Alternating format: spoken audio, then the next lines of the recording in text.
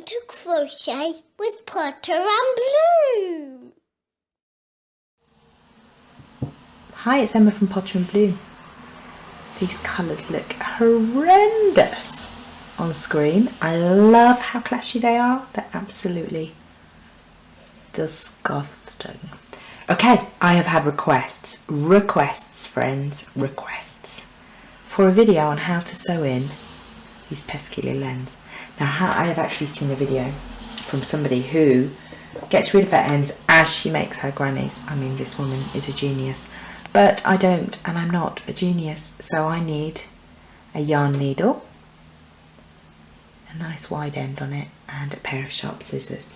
Okay, so this is how you sew in your ends. I always start from the beginning and work my way outwards.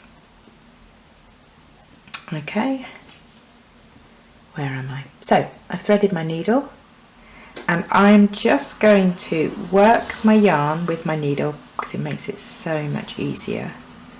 Underneath, I always go in to the bottom of my trebles just because the stitches there are almost set up for it really. And I just go around. On the first one I just go around all the way. That's it, pull it tight.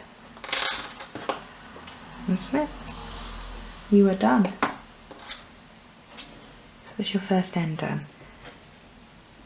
The second end is this one here. Now the way that I get my yarn through my hook, so I just pinch it between my thumb and my forefinger.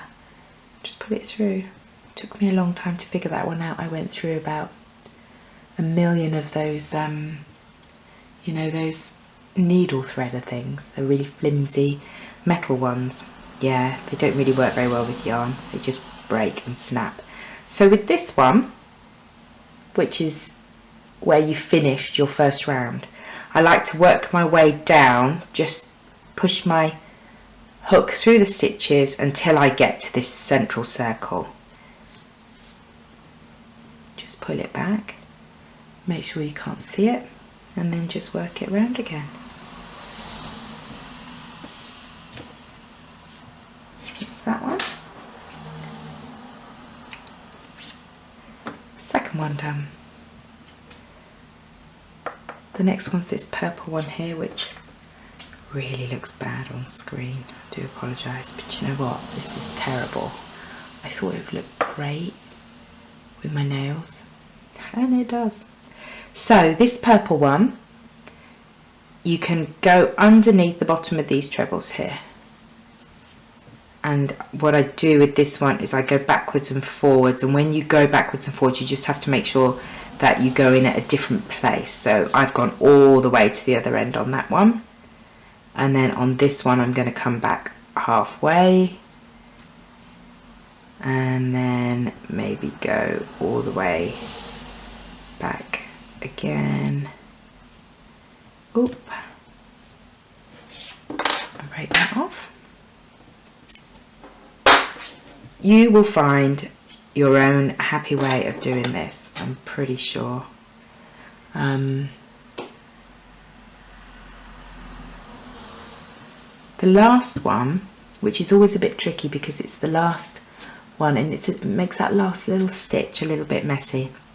What I always do is I go underneath the two tops of the V of the next stitch along, and I pull it quite loosely.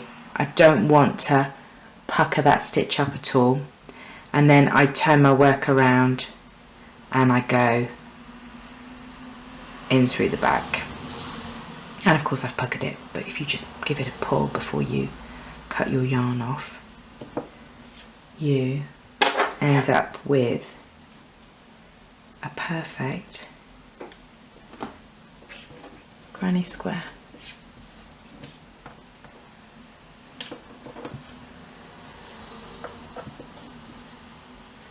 Can you see it?